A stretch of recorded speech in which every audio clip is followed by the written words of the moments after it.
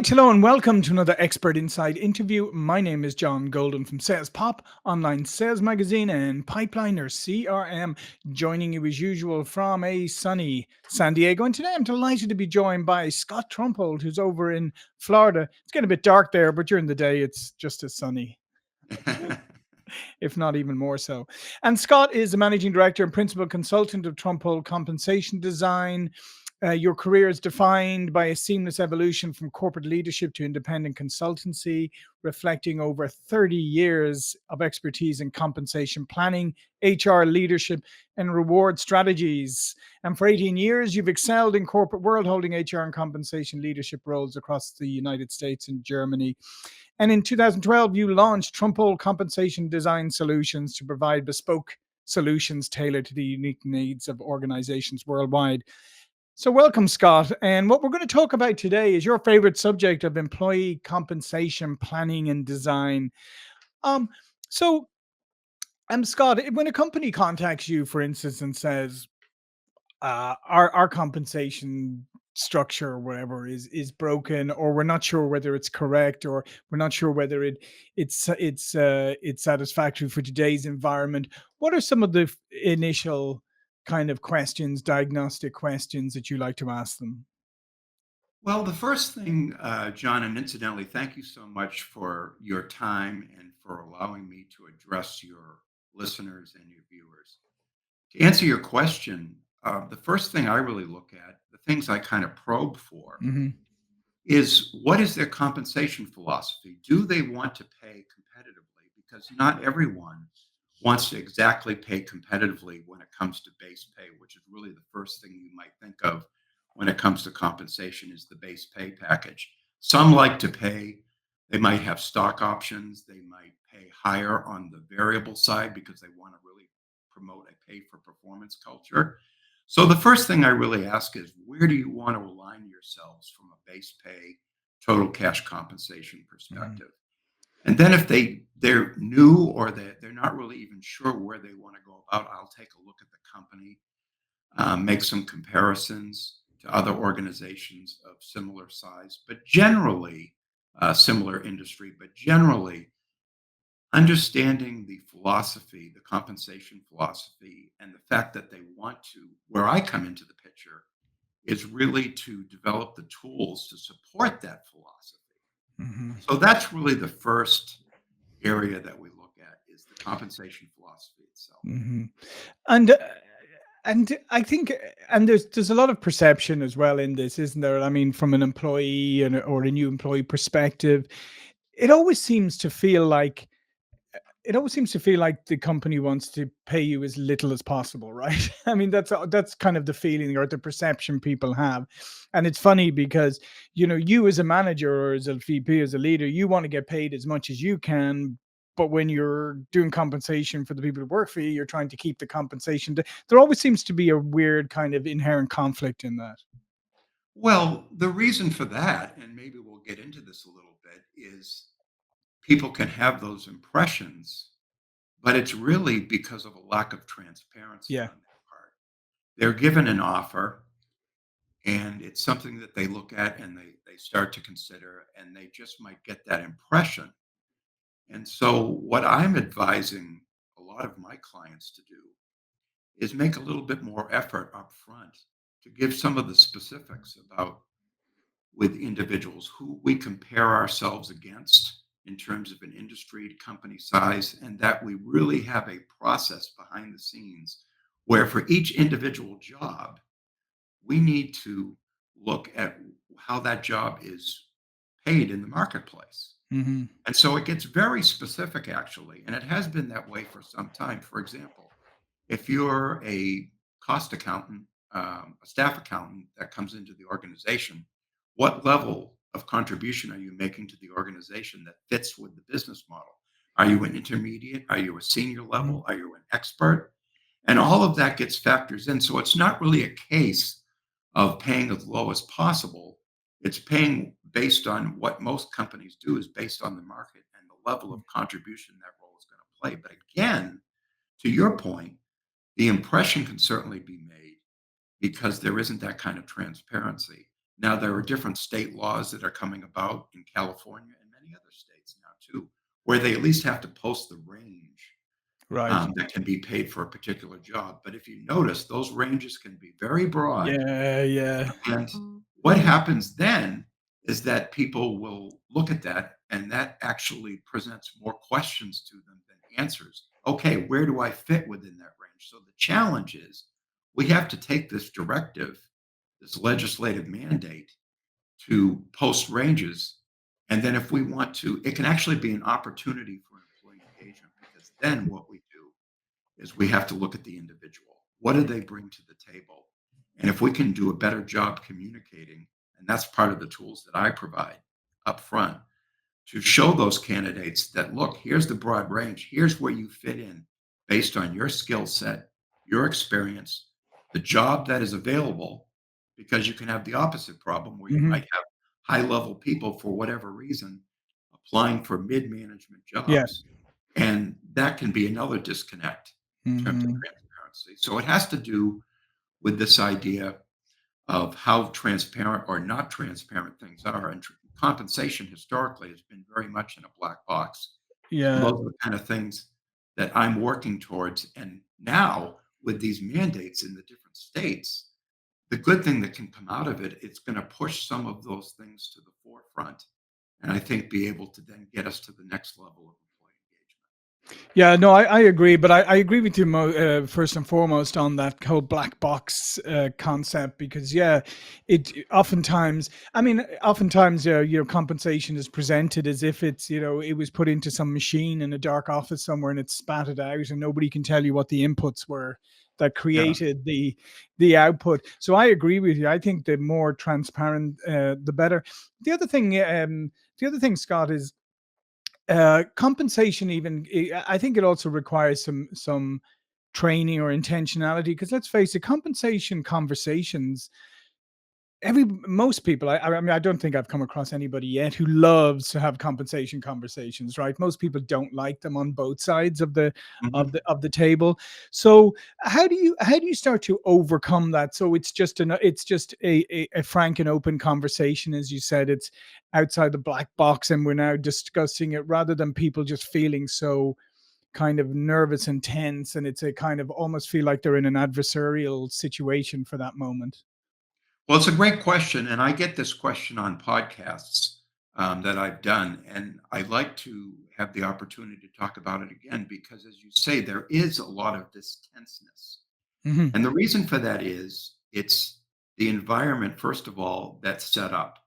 Oftentimes, the only time a manager will talk to their employee about their pay is during their annual performance review. Yeah. And they're given a certain set of parameters. There's a budget for the merit budget. Let's say it's a 3% merit budget. Yeah. And depending on the individual's performance and also where they fall against their market competitive level, they would get a variation of that pay amount. And if the individual is someone that's already paid well above their market, even though they're a great performer, the manager is going to turn around and say, well, according to our policy, Hmm. you're already paid above the market, so we're going to give you less of a merit increase. And what that does is it deflates Of course. and it doesn't create employee engagement. And this is not necessarily the manager's fault because, again, the manager is given these very strict parameters. What we need to do is change the dynamic of that conversation. How we do that is we link it to career development Right. so that that conversation is no longer saying to the employee, geez, you're paid, you've been with us a number of years, you're a great performer, but we expect you to be a great performer because you have all this experience and you are paid above market. Mhm. Let's change that dynamic. Let's say, you know what? You have been here for a number of years. You are a great performer. Obviously, you know the job that you're doing. You're doing it well. And you know what that means? You're ready for the next step. And so the manager, who may not know a lot about compensation, certainly knows about the internal business needs, certainly of their department. Mhm. So what the conversation changes from is a transactional one to more of a strategic one where, okay, you're a senior level accountant. We have these other needs at a higher level. in accounting that are not being handled. How can we position you in the near future to take on that role? Because that role is going to pay more. It's going to put you into a new pay range. You're going to find yourself now at least at market or even below market because you're being promoted into a new area where you're going to be trying out new skills. And so, even if that employee is not ready for that next step, even if they have a lot of experience, that is an opportunity to lay out here are the next steps that you need to take so we can put you in that role. And what that does is, and I've seen it happen, I've seen it as a manager myself, because employees now, they're not just interested in pay, but they know that career development and being able Mm. to identify with the business model, the business mission, is the way to grow their pay. They pretty much know this instinctively, but they're not getting the opportunities in those very rare one-on-one discussions. No, absolutely, and I think that is probably the greatest failing that I see in a lot of organizations, or I've seen it throughout my career, is the complete lack of attention to careers, to career paths, to everything. It's always kind of talked about and Mhm. then kicked over to HR, and then HR, it doesn't have the resources at the time to really do it, and they can't do it on their own anyway because they need the domain expertise of the various managers or whatever. And it just seems to be something that's aspirational rather than companies seeing it as essential. Well, the dynamic has to change, and the way it changes, because I've seen it. You've heard of these top 100 companies to work for, these various Sure. awards that companies Mhm. win. Well, one of the main reasons that they win these awards is they've been able to demonstrate a higher level of employee engagement. And I've worked with some of these companies, and these companies directly link what they call career architecture Mhm. to pay. And what they do is they have their human resources department act as a strategic partner. Human resources is always known for performance management, discipline management, various compliance issues. But those companies, those model companies, the top 100 companies to work for, they have their HR people not talking to the employee. They have their HR people working as a strategic partner with the manager proactively. So I agree with you that the vast majority are not doing it, but there are some companies that are Mhm. doing it, and I've worked with them.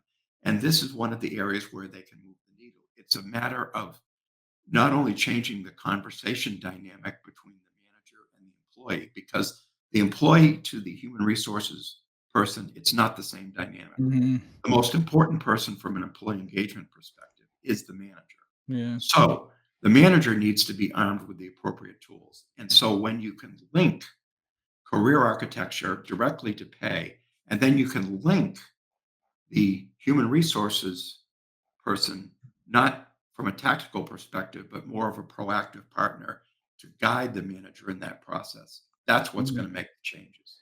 And that's a yeah, and I agree with you. I think also kind of traditionally, unfortunately, a lot of HR departments have been perceived by the business unit heads as kind of just the compliance police, not Yeah. actually adding any value to you at all, but basically just being really annoying because they're always telling you what you can't do and you have to do this, you can't do that. So that kind of the perception has to change for that, and to become partners. I think there's a lot of onus on HR people to show how they can be strategic. Well, here's the good news. Absolutely. The onus is on three. It's on HR. It's also on the employee to take a real look when they're at staff meetings and department meetings with their manager to understand the organizational needs, to take Mhm. that upon themselves and see how they can fit in. And the employee shouldn't be sitting back and doing nothing, waiting for something Yes. something to happen.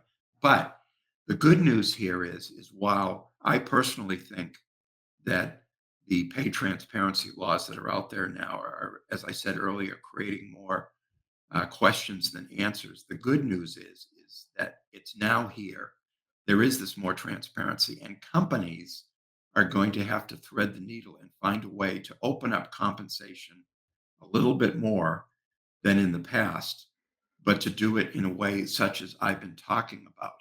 So that's while there's an issue and a problem, as you've just addressed, what I'm trying to do is outline Mhm. perhaps the opportunity to take this kind of sterile event of posting ranges and turning it into something that's more dynamic that it can increase employee engagement. So that's what I'm working on clients with. Yeah. And I think that would be, I mean, I think if that changes in organizations, I think that changes kind of HR a little bit and brings them more, as you said, more into being a partner as opposed to being seen as an unnecessary or a necessary evil over there in the Right. corner. To because I think today a lot of people don't consider HR as strategic partners, and I think that would be a very positive change. Switching gears slightly, I wanted to ask you, Scott, you've done compensation plans for sales organizations, and that is probably the one compensation plan that gets the most attention and probably is chopped and changed the most and has all these different varieties of it. What are some of the mistakes you see made in sales and what is a good? I know this is like how long is a piece of string because there's all sorts of different sales, but from your mind, what makes for a good sales compensation structure and how do you incent the right behaviors? Well, there's several criteria, but I can tell you right now at the very top of the list is transparency. And let me be specific here. On a sales incentive plan, you have to be transparent because you're working with a population, and rightfully so, that is very much wanting to know if I do this, Hmm. what do I get? And the beauty of that is when I develop sales incentive plans, what I do is I look at the market from a total cash compensation perspective. And I upfront give the salesperson, I'm working on several sales plans designs right Hmm. now. And one thing that's always in common, even though every company is different, and like you say, there's no perfect sales plan, but I can think of nowhere better to begin than to show based on market that if you only hit 80% of your target, this is going to be your payout. You're going to know Hmm. upfront this is going to be your payout, and it's going to be linked to market. If you Hmm. hit your target, this is going to be your payout. If you hit 120%, this is going to be a payout. And incidentally, the other thing I do is I don't just show them the dollar value that they're going to get paid out. If they achieve 140% achievement, I'm going to tell them right next to it, you are now at the 90th percentile of market. And what that should mean to them is you are now among the top paid on a total cash compensation basis for your role.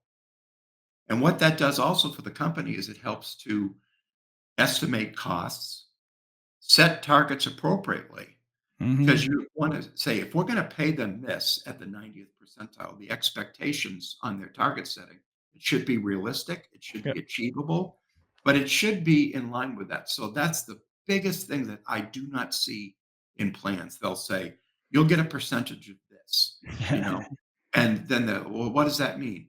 What my plans literally do, like I say, is if you hit 150% of your target. Here is your payout, and here you're going to be paid at the 90th percentile, or if you get this achievement, the same. And literally, linearly, all the way through from the beginning part. One of the things that I do that at a certain point, though, I won't necessarily cap the sales incentive plans, but what I will do is I will reduce the payout levels once they've reached the top level of market, and they'll go, "Well, I'm doing even better." Well, the thing is now you're at the very top of the market, so I'm not going to cut you off.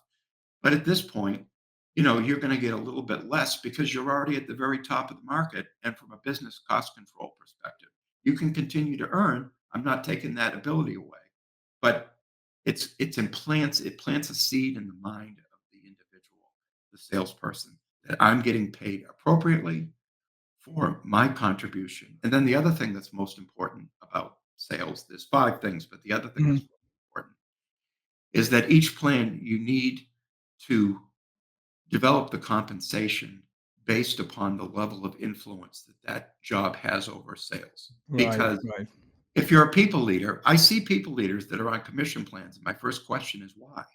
Unless you're being paid for the results of your team that you manage, okay. But if you're being paid as an individual contributor, when are you motivating your sales force? Because your individual salesperson, that's a full-time job. Mhm. So sometimes I work on hybrid plans, and it's very tricky where they do both management and in. But the point it is the two things that are most important is market transparency for every level of performance, and secondly, the concept that I just mentioned to you here about the level of influence that each job has, because there's different jobs in sales. Mhm. Are you a sales engineer? Yeah, Are you yeah. business development? The whole bit. Yeah, no, I think that's such an important point because, I mean, there are roles that help sales, but they can't actually impact the sale itself, right? I mean, Right. not directly, and therefore you need to be careful on that. And again, measuring contribution. But I agree with you because I think a sales leader, sales manager, whatever, they're your biggest revenue multiplier if they are good at managing, coaching, and helping salespeople be successful. And picking the right people And picking the right and people. If the they're just carrying a organization. bag, if they're carrying a bag at the same time, it's already a tough enough. It's already probably one of the hardest jobs out there anyway, from a management Yeah. perspective. And then you have them carry a bag at the same time. So you give them the hardest job, and then you say, "Oh, by the way, yeah, you also need to sell too." Yeah. Yeah. So I'm working on one right now that's literally, he's convinced me that this job is doing 50% of the time management and 50% of the time doing individual business. So I thread the needle. Oh, and incidentally, it's a small company. Oh, incidentally, they're doing business development, which is different than field sales, which is a little different than Yeah, account management. So I had to thread the needle and create a hybrid plan that made sense in all of those circumstances, and we did it. But again, it's probably over 50% of my business, so you're right that it does have a lot of attention, as well it should. as well it should. Mhm. So I hope that answers your question. Yeah, no, no, absolutely, absolutely. And just one last thing, Scott, is there anything you see in the future that you see may change our approach to compensation? Are there any things out there? Well, as we all are pondering the whole issue of AI, artificial intelligence, how far will that go? I'm inclined to believe that while a lot of what I do may be able to be duplicated, I still think there's a place for the human connection. Mhm. So, unfortunately, we're still in the early stages. I know it's moving along very rapidly, but that's probably the biggest thing. But in the area of human resources, I'm not unless they can get the price really down for some of the AI tools, because human resources is not a profit center. Mhm. They tend to struggle just to get funds for a good HRIS, human resources Yeah, information system of today. So spending big money in that, certainly they'll spend it in sales and operations, but sure. I'm not sure if it'll get around to human resources. So maybe I can extend my shelf life a little bit longer. Yeah, I think you're probably right. Well, listen, thank you, Scott. This has been fantastic. All of Scott's information will be below this video. But before we go, please do remind people about what you do. Well, the biggest thing as an independent consultant is that I help all sizes, all different kinds of companies and industries in the kind of things that we were talking about on this podcast, whether it's building pay structures, building sales incentives, sales commission plans, anything to do with helping to guide the financial investment. I'm not payroll. Payroll is at the back end where you're paid out based on the value that you bring to the organization. I'm at the on the front end, even though it's like I say, very much hidden sometimes and kind of in a Mhm. black box, but trying to figure out guiding that investment. That's traditionally what the role has been, all of these different compensation programs. But I think going forward, it's going to be more about, and what I'm trying to focus on is how can we use compensation to drive employee engagement, which is something very different than getting someone to show up for work for Yeah. a pay. Yeah, absolutely. Well, listen, thank you, Scott. Thank Been you my pleasure. for watching and listening, and I will see you all again very soon. Thank you.